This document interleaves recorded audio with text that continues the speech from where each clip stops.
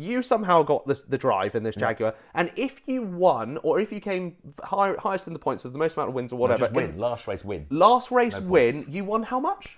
$1 million. It was $1 million car, I think. It was just under $1 million car, $980,000, whatever it was, and you were going to win $1 million. Can you just talk us through that? Welcome to the Lovecars On The Grid podcast, your global motorsport roundup with me, Tiff Needell, and Paul Woodman. But still no Paul, which means more Hamilton. And how was you turned from beach bum last week into some sort of martini advertising? Well, I thought it was appropriate for our chat today. YouTube boys, you jump from one extreme to the other, don't you? Anyway, there's plenty to look forward to next weekend, but not really that much to look back on from last weekend. Apart, of course, from NASCAR's dramatic final round. Yes. And a growing list of Formula One episodes going on in the courtroom dramas. Yeah, a lot of suing going on, isn't there? But that's about all there was from last weekend. Well, not quite all there was from last week, to be brutally honest, because there is actually something we've got to talk about where you raced $1 million car for $1 million prize pot. Yeah, but we'll get to that a bit later. I think I've forgotten that. Anyway, let's just go through the Formula One news, the suing in the courts. Yes. I don't think any of these, there's now 3 courtroom dramas being done, because it starts with McLaren, who was suing Alex Palou, the IndyCar champion, for $20 million. Yeah. Because, and this is McLaren versus, Palou's on his own, isn't he? Because although he races now for Ganassi, they're suing him because he signed a contract with McLaren, but the contract was a bit iffy because it was sort of to race in McLaren IndyCar, but most likely to have a Grand Prix seat instead. Right. So he signed it because he thought, that's good. Great. Never happened. But then, well, they signed Piastri. Exactly. And Piastri was supposed to be signed for Alpine, and Alpine hadn't signed it. It was all very confusing. Yeah. It all kicked off with Piastri moving from Alpine, where he's supposed to be racing. Very good luck for Piastri, everything, really. Yeah, for sure. Stars have aligned for Piastri, haven't they? Piastri should have been in an Alpine. Yeah. And Palou should have been in the McLaren, and he ended up in the McLaren. So anyway, because McLaren had spent a lot of money on Palou and did testing Formula One cars and FP1s and stuff, and then he just pulled out the contract. He said that the contract didn't add that he was going to be in the Grand Prix car. It was only going to say anyway. So anyway, McLaren suing him for $20 million. Wow. Felipe Massa. Now that's a bigger lawsuit. 68 million? 64 million. He's suing the FIA, FOM, Formula One Management, Can't believe it. and Bernie Ecclestone himself. Oh my gosh. Because in 2000, it all goes back to 2008. Yep. When the famous Nelson Piquet Jr. deliberately crashed his Renault car to enable Alonso to win a Grand Prix, because Renault hadn't won any Grand Prix for a year or more, or whatever it was, and Renault were about to pull the plug. So I'm not saying Flavio Briatore, but I'll be in the court now. No, of course, no. That Flavio Briatore was running the team, along with, I don't know, was the team manager at that time. Anyway, so Piquet crashed it, and Massa was leading that Grand Prix. Yeah. Easily. Yeah. He did then have a botched pit stop because they all came in a bit of a panic. That's right. With the yellow. So he did have a fuel hose problem, so they could say. But anyway, after the race, it was all kept quiet. Nobody seemed to know there was any deliberate crashing going on. But Massa's found out. They all flipping well knew. Yeah, they did. Bernie knew. Yes, he did. Mosley knew. And they all knew. So they covered it all up. Yeah. Hushed it down. Yeah. So Massa's saying, well, that race should have been null and void. Yeah. You know, you all knew about it. Yeah.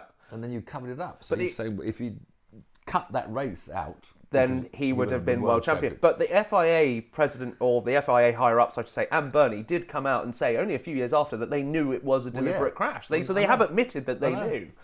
Amazing. But it's when they knew. Yes, it is. So good luck to Felipe. I don't think they'll win that one. It'll be another one. I don't think so. Let it go. Just let it go. I think McLaren might win the Palou thing, though. So there could be a win for McLaren next. Well, he did have a contract. Yeah, that's true. And there's another lawsuit, but isn't now, there? this is the interesting one. Well, this Laura Villas is suing the FIA. Now, Laura Villas suddenly joined in, I want to be boss of, take Ben's job with the FIA in September. Out of the blue.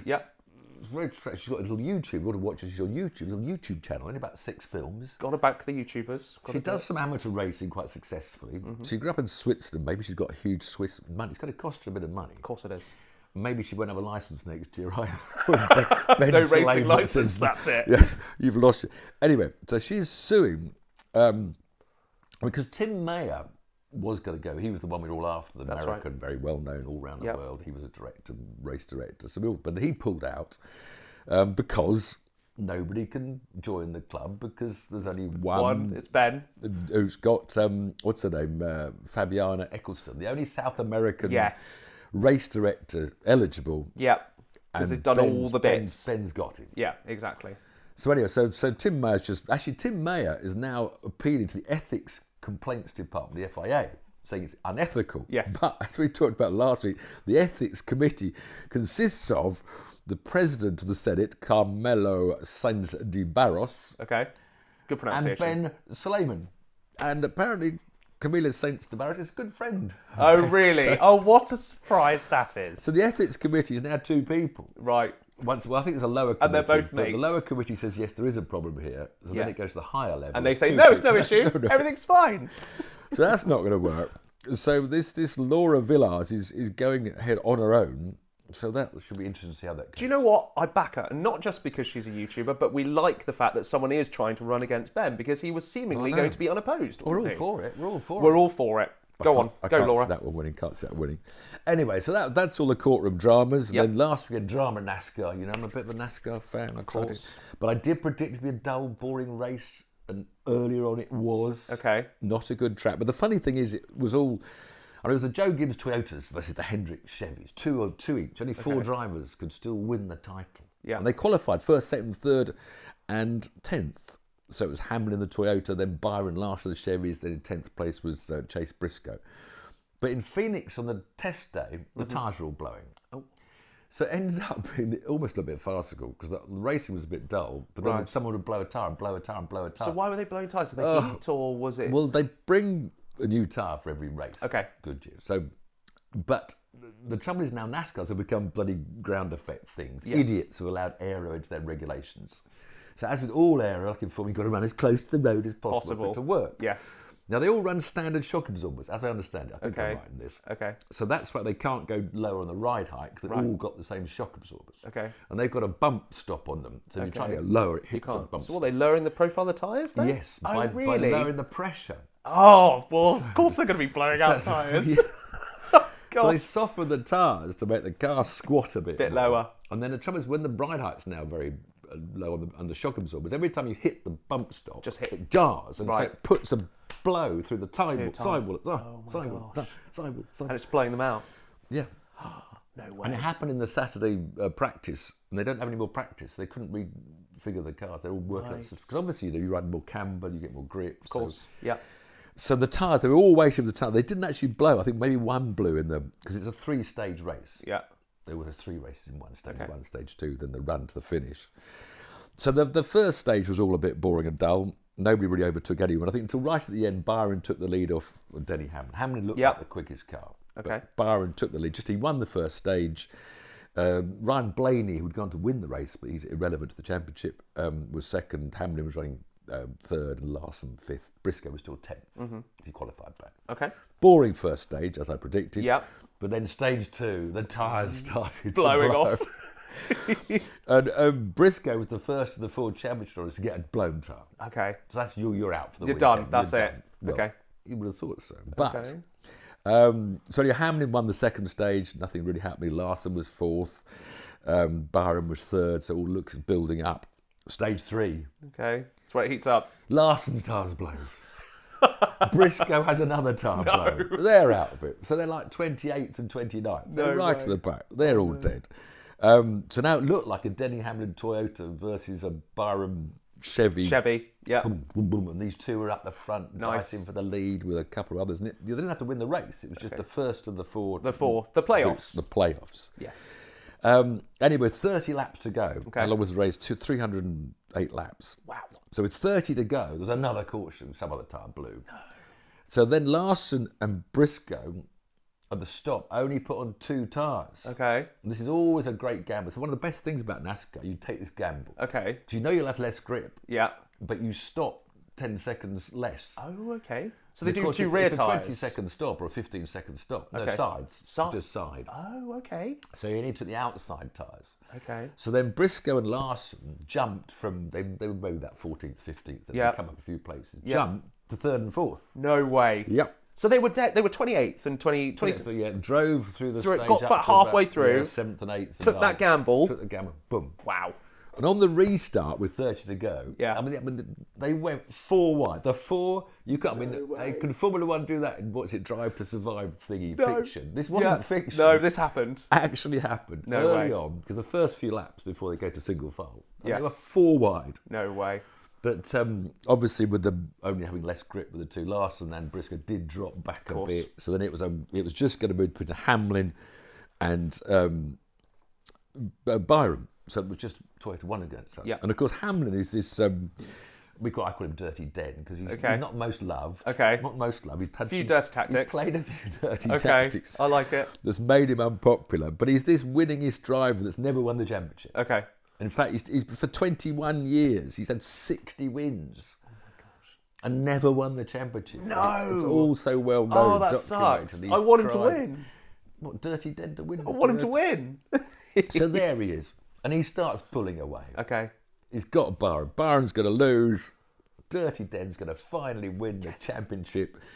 And with 4 laps to go, and this is the tensions. This is why Formula 1 doesn't have this. Everyone sort of says, racing in mind when I was watching Jim Clark and stuff, they finished 20 seconds apart. You know, why are you saying racing was exciting in those days? Sure. But there's big gaps. Yeah. Because until they finished... Yeah, you haven't won. You never knew. No. You haven't won. So Jim Clark with his Lotus, is that gearbox going? Or hold on, there's a misfire in the engine. So yes. Even a 20-second lead in Formula 1, you could break down the last could do it, lap. absolutely. So reliability was always an exciting part of winning a Grand Prix. Yeah. And with NASCAR, it's someone else crashing and a yellow flag coming out, which bunches you all back up again. Yeah. And your lead is gone. Of course. And with 4 laps to go, on. Byron's tyre blew. No! The only driver of the 4 that hadn't had a puncture, 4 laps to the finish, his tyre blew and he hit the wall. The yellows come out. Oh no! So then now there's a huge thing. 4 laps to go. Yeah. Do you have 4 tyres? Do you have 2 tyres? What do you do? What do you do? How many people will pit? Yeah. Because people finished running 10th, 11th and 12th might stay on the track while the top 10 go into pit. Right. So then the people that were 11th to 14th would And now now start 1st and 4th. Right. And a few did that. Okay. But Hamlin thought most people would come into pit. So he put 4 tyres on. Right. What did Larson do? 2 tyres. Again. Did he? It Gambled again. Gambled No again. way. So now they come out. I mean, he hasn't led anyone, Larson, all weekend. And he comes out, and I think because people hadn't stopped, I think he lined up about 6th for the restart. And Hamlin, because more people did the 2-star job, Hamlin started 12th or something. And now it's only a 2-lap race. Okay. Because you've done your 308 laps. Yep. So now you're into extra time. Okay. On the old green-white checker. Okay. So they're in their formation, green goes. Yeah. Now it's a 2-lap race. No way. And Larson was just brilliant on the restart, and he went high and wide, and he got up. He almost got into the lead from 6th, but he settled for about 3rd, and Hamlin couldn't get through the pack. Really? So Larson won it. Oh, the number 5. Brilliant. I raved about on all the podcasts. Yes. I've always been the Carl Larson. Yeah, of course. And poor Denny Hamlin, who's tried for so long to win this title. Next was all year. in tears. Next year. Well, he's about 44. I don't know how many more years he's going to do it for. No. Actually, there's another court case going on. He's actually suing NASCAR for some team contract thing. Oh, right. But that's an American contract. I'm not going to go into that. No, that's a whole different thing. Yeah. But it was. But the ironic thing, of course, because it was a Byron Chevrolet, tyre blue, that gave the title to his teammate Larson. So it's almost as if they've got on the radio, you're not going to win, Byron. No. So just blow your Just tyre. blow your just get it. Just hit some bumps.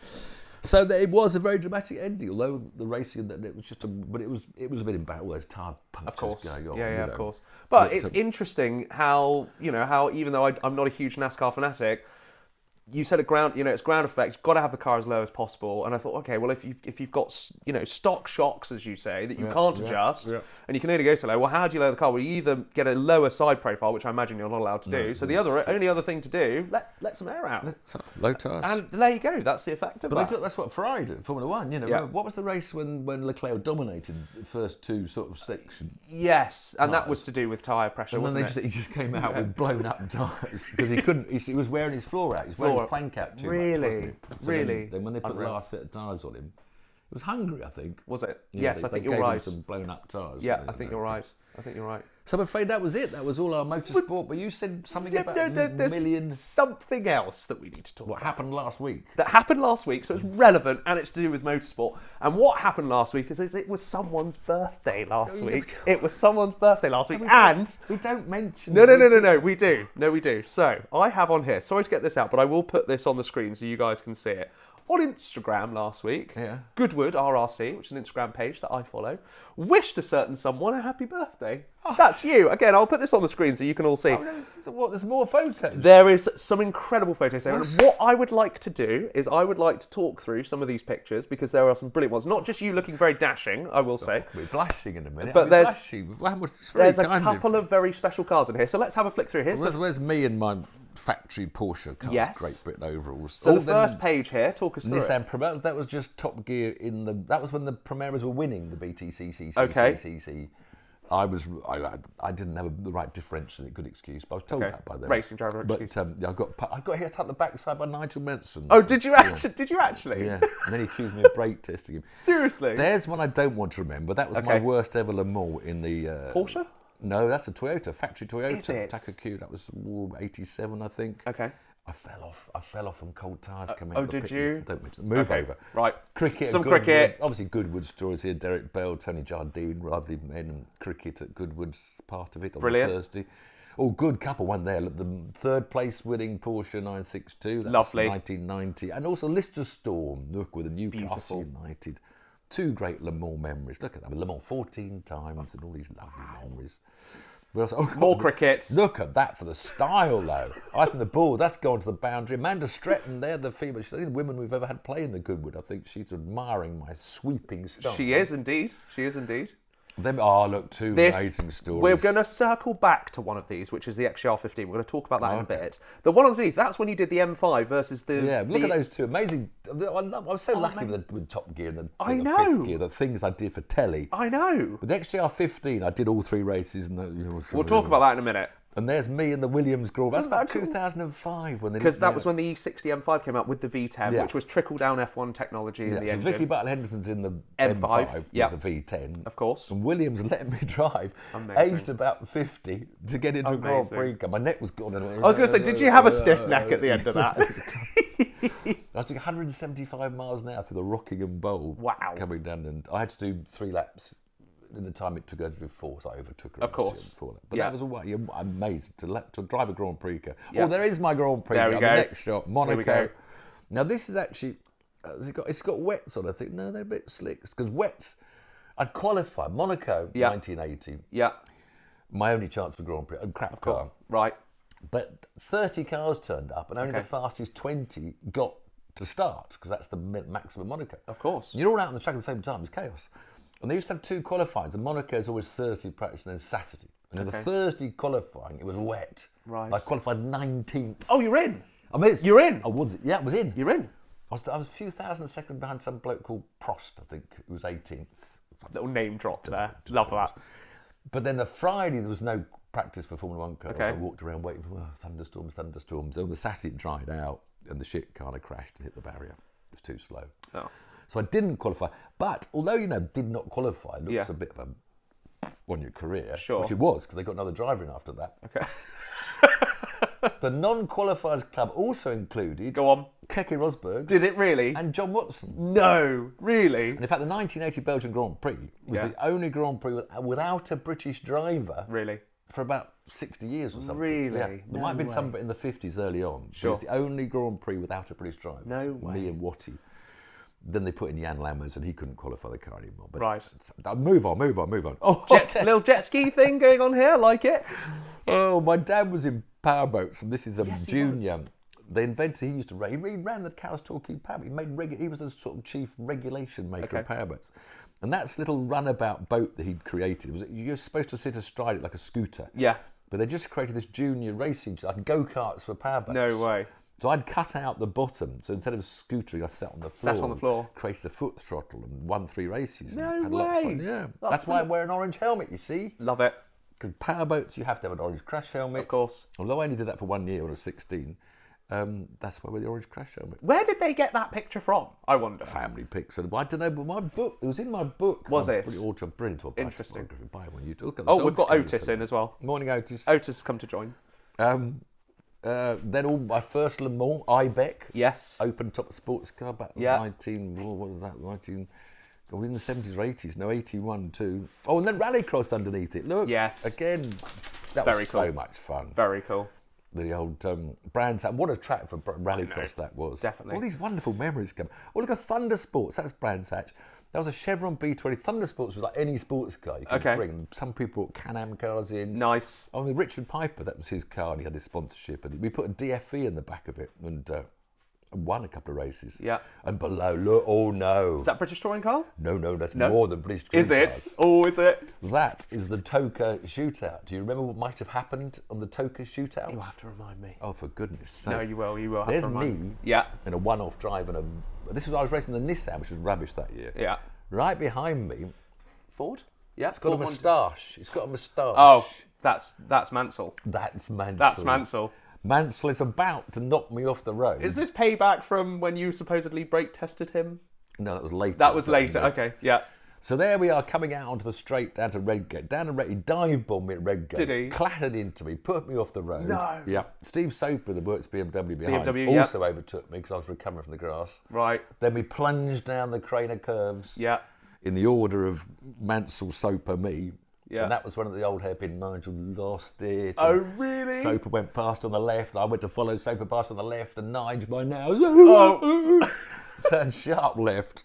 I then hit him. Oh, no. And put him into the bridge parapet. Yes, no. the famous me knocking Brilliant. Mansell off. Absolutely brilliant. Where else do we go? And there's the picture of me and Derek Bell. And Derek Bell, yes, of course. One Le Mans, as a Porsche 962, 956 of them. I think we finished 10th in that one. Yep.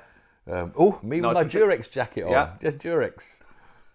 Durex jacket, which was specially designed for up-and-coming young drivers. Yeah. Do you get the joke? Yeah, of course. Yeah, I do. Yeah. Not for children, though. A scholarship that got me to Formula One car. Yeah. Very important time that was. The Durex scholarship, another Japanese Toyota. Yep, that was Goodwood Revival. C-Type Jaguar. That's the most recent That Goodwood was. Revival. The Yep. lovely C-Type broke down. Beautiful car. Oh gosh, there's me autocrossing in a touring car. That was just a B-class touring car. Oh, the Lamborghini. Quite interested in this because that's a Diablo GTR. Was that Silverstone or was that Brands Hatch? I finished up. We won at Silverstone along with a Mark Hughes, journalist. We won. Came first. In a Diablo GTR. Yeah. What was that like to drive? Wonderful. Was manual it? gearbox, V12. 6-litre V12, I think, in those, aren't they? Oh, me doing a dragster. That was an Autosport magazine gig. That. Yep. Terrified myself. Isn't it like a Formula 2? I had a Daimler V8. Nice. And you quite like the picture beneath because you can see the eyes, can't you? And that's Daytona, isn't it? Yeah, this is Daytona. The Conrad. Oh, that's another story of my lives. Really? This is the trouble. You bring back these memories that they're all tinged with disappointment. So I love this. They were a Porsche 962 with the top cut off. That's pretty right. much. Yeah.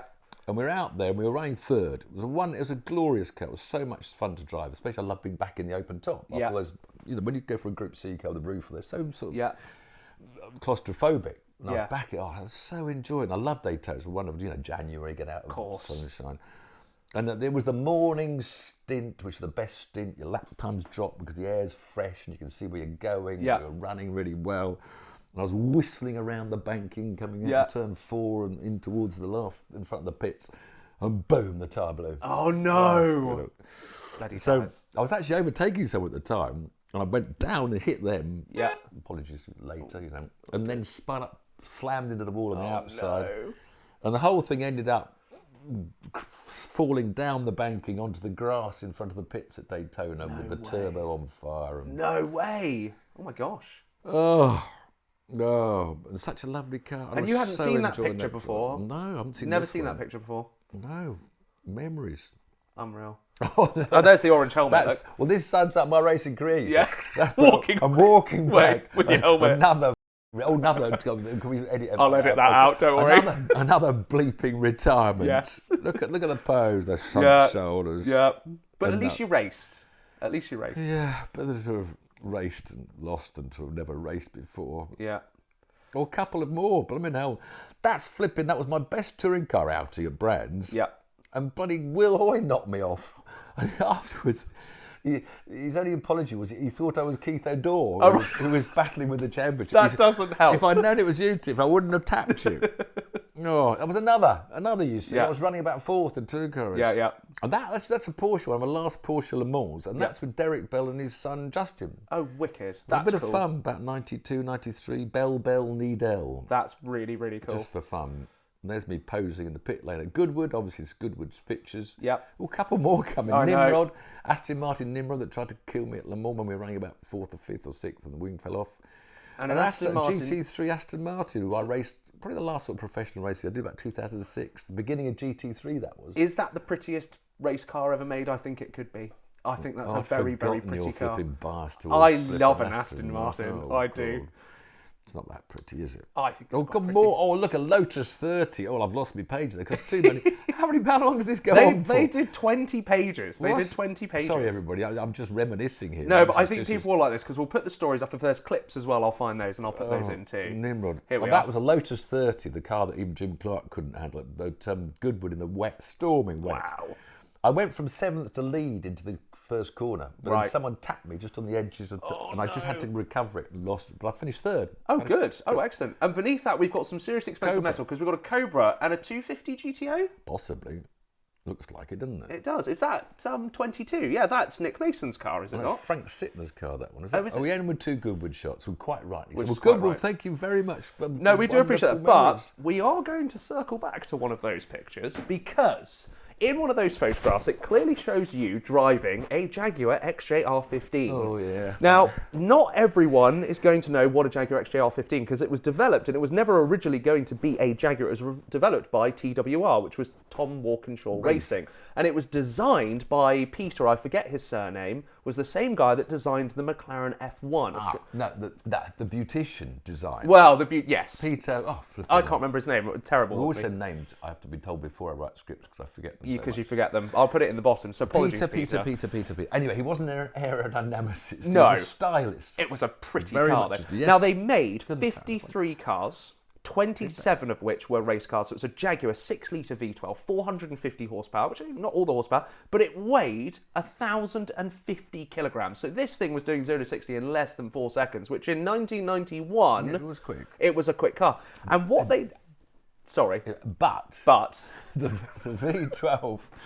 It was a bit like the XJ220 that people wanted the XJ220 to be. To be a V12, and it was supposed to be four-wheel drive, but it wasn't. The engine was high up in the chassis, so the centre of gravity was very high. Yes. And Peter Stevens. And it had no aero at all. Right, yeah. And after about 2 laps, the tyres were gone. Now, what they decided to do with this particular car, which, by the way, was £1 million, whether you had the road car or the race car, it was £1 million. And even if you had the road car, it was the first ever car to be designed with a fully carbon fibre monocoque, with a carbon fibre body. And, for example, the headrest... First ever road car. First ever road car to have a carbon fibre monocoque chassis. Exactly. So you had to have an intercom system in it. It was a proper race car for the road. And what they decided to do was create something called the Jaguar Intercontinental Challenge. Well, didn't that come first then? I thought that came first, and then the road cars. Yes, they did. Yes, exactly. I think it started as the race car. Exactly right. Now the Intercontinental Challenge is fun, and you're going to have to take over here because I didn't race in it, but you did. 3 races. They came before a Formula One race, if I remember correctly. Grand Prix weekends. Silverstone, Monaco, and Spa. 3 races, and the clinching thing here is you somehow got the drive in this Jaguar, and if you won, or if you came highest in the points of the most amount of wins or whatever... Last race win. You won how much? $1 million. It was $1 million car, I think. It was just under $1 million car, $980,000, whatever it was, and you were going to win $1 million. Can you just talk us through that? Well, I wasn't going to win. We soon found out that unless you were in a factory car, you didn't quite have the same car. Okay. Classic Walkinshaw job. Okay. So I was in a privateer car. Yep. And I ran third at Silverstone. That was the second round. I finished about sixth in Monaco. Yep. But in Monaco, we had an engine problem, which I reported to the engineer. Yeah. And when I turned up at Silverstone and said, what was the problem with the engine? I said, what problem? So all right. Keep going then. Whereas the factory cars were testing and having the best engines. Of course. And at Silverstone, I soon found out the straight line speed wasn't quite the same as the factory cars. As the factory cars, Anyway, there were quite a few privateers. We were enjoying it. There was another but I kind of knew we weren't going to win the million. Was there another bit of controversy as well? For example, in the first two races, some drivers might have been teaming up to sort of prevent people overtaking. Say, well, if you win, we'll split the pot and that was only the last. Because it was only a one-off race. Because the last race, they said, we're not going to tell you how many laps it is. We're just going to drop the checker. Something like that. So everyone was, and was it the case that everyone was... I'm still remembering now. Now you put me in my qualifying lap for the $1 million qualifying This is lap. it. So these tyres were just one-lap tyres for qualifying. The Okay. second lap, especially a long track like Spa. Yeah. So you had to nail it on lap one. Okay. So you go around slowly, Spa warming at times, a bit of a wiggle, but Okay. not going too deep into the tyre, a bit like Formula One now. Yeah, makes sense. So I send it down the hill. Eau Rouge is coming up. Yep. This is it, because through Eau Rouge quick, the whole lap time. Are you flat through Eau Rouge? No. No. In a thing like that with no air when No. you're 12 up in the air, definitely not. Definitely not. So lifting off and braking, or just... Yeah, braking. Probably braked to the bottom. Then halfway up the hill on the long right hand, poof, it's gone. Has it? Well, I actually caught the first slide. Okay. But then, of course, there's the big, heavy pendulum. I spun left. Did you? Off into the wall on the right-hand side. $1 million car. In $1 million car. And the poor owners, privateers, had to repair it to get us out of the race. Dear. And then in the race, I just wanted to finish. We'd finished the first two races. Because you did all right. You did sixth, and I think you did... Maybe sixth and fifth and fifth and something like that. Yeah. Bad it, so not because there were 20 cars, wasn't there? Oh, yeah. There was 20 cars. And you were racing against Fangio, you were racing against... Fangio's some big names Eric in there. Warwick was too. That's right. Some Armin Harner and some hard-ass. Yep. So they repaired the car. And even in the race, John Watson had his first ever go in these things. Right. And I was braking at the top of the hill, a mid-pack somewhere. Yeah. And then all of a sudden, there's a big thump behind me. It said we're spinning. Watty had lost it under braking. Right. And actually went into me going backwards into the braking zone. They were that hard. Because Warwick had a huge shunt, I think, at Blanchimont. Right. There were some big shunts. Right. Because these things were so... Because the last race was handle. quite particularly feisty from the research that I've done. Yeah, for the $1 million. The $1 million. So who eventually won? Obviously one of the German guy, Harner. Was it Armin Harner? Right. Who was obviously racing for TWR. Yeah. So who obviously kept the $1 million because he was the factory driver. Of course. Probably didn't. Of course. I'm not sure if the driver got that. No, I think it probably went back to Tom, didn't it? Who was apparently a very shrewd businessman. Can we get some happier memories back? No, well, there is something else I need to mention on this. Final thing is that I've done quite a lot of research on this because I've always loved the XJR15 because it featured in lots of video games when I was a kid, and it was always like the fastest car that you could get. And I got in touch with someone called Matthew, who owns a company called The Cultivated Collector over in America. He has 2 Jaguar XJR15s himself. Why do you even want one? Well, he has said to me, Tiff, that he would like the opportunity to change your opinion because he believes that with a good set of tyres and a better and a different setup, that car is phenomenal. And he has invited you and me over to the States to drive one of his XJR15s. So I think... I'm going to go business class minimum. I know, I've got to find the money to get this flight sorted now. So thanks, Matt. I'm going to be broke in 2026. In my time as well. You have to pay for my time. Yeah, well, I've also got to foot that bill, but we would love to come and do that. If you can afford 2 of these cars, you've got a bit of money. I will see. So I'd be delighted to be flown over. I'll go hand luggage. It's all right. But no, I think that'll be really, really cool and something we'll look to do in 2026, hopefully. Anyway, thanks Goodwood for those wonderful memories. Indeed. Like Rallycross and the Dragster, these weird things I did. I also went on the back of a World Championship sidecar outfit as well. Really? It's amazing. The Diablo, I think we might have to talk about that next week because I'd love to hear a bit more about that. Yeah, but the Formula One, the best picture there is the Formula One. The Formula One, Williams, yes, of course. And the Grand Prix car, which wasn't as good as a Williams 2005. Yes. Well, have you finished celebrating my birthday then? Yeah, that's it. Happy birthday. Belated birthday. Yeah, happy birthday, Tiff. Yeah, no, absolutely. But I thought it was quite a cool post. There is one other as well, which I'll put in just as a little thing, was the other Goodwood account shared a little clip of you as well, going absolutely hell for leather in a BMW M4 up the hill at Goodwood. I mean, you are literally, in true Tiff fashion, completely sideways. Had to do. Brilliant. Was that good fun? Did you enjoy that? Was fun, yeah. Was it? Taking people scream. That's funny with Thruxton, you see. I still do that at Thruxton. Well, you did it in M2s, didn't you? Don't forget passenger rides with Tiff at Thruxton. At Thruxton. Best Christmas present you can buy, a voucher to have a passenger ride with Tiff round Thruxton. Can I have that for Christmas? No, not. Yeah, well, no. You can buy one. Yeah, can I? Girlfriend. I'll give her. She can buy it. There we are, Krista. Your Christmas present sorted. Tiff's going to take you out. So next weekend then. Go for it. We're back to lots of racing. Big racing this week. This is a Grand Prix, obviously. Of course. Around one of the best racing tracks. Yep. Brazil, one Interlagos. Yep. And it's good. This is what these stupid track designers haven't clicked onto. Yes. And this is a natural circuit, Interlagos, not even made by designer. No. But it's got a DRS with a corner and another DRS. Another DRS, yeah. All these other bloody Tilken tracks, you've got DRS, then you've got 20 corners, and then you've got DRS, then you've got 20 corners. Yep. So you always drop back before you. But Brazil. DRS, corner, DRS. On the gearbox through the Love snakes, center snakes. Love it. Overtake down to the next corner. Yeah. Sprint race on the Saturday. I love sprint race weekends. Yep.